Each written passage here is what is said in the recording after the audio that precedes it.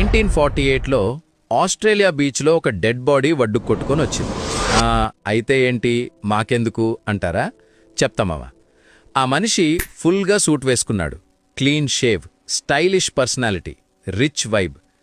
చూస్తే బిజినెస్ మ్యాన్లో ఉన్నాడు. కానీ ట్విస్ట్ ఏంటంటే అతనికి ఐడెంటిటీ లేదు. పాకెట్లో కొన్ని స్మాల్ నోట్స్ ఉన్నాయి, కానీ ఐడి కార్డ్ లేదు, పర్స్ లేదు, నేమ్ లేదు. అసలెవరు, ఎక్కడ్నించొచ్చాడు? పోలీసులు బాడీ మొత్తం చెక్ చేశారు. అప్పుడు అతని పాకెట్లో ఒక చిన్న నోట్ దొరికింది.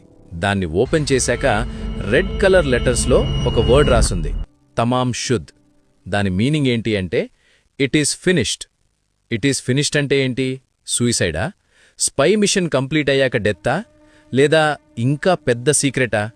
70 ఇయర్స్ వరకు ఈ కేస్ మిస్టరీగానే ఉండిపోయింది మావా.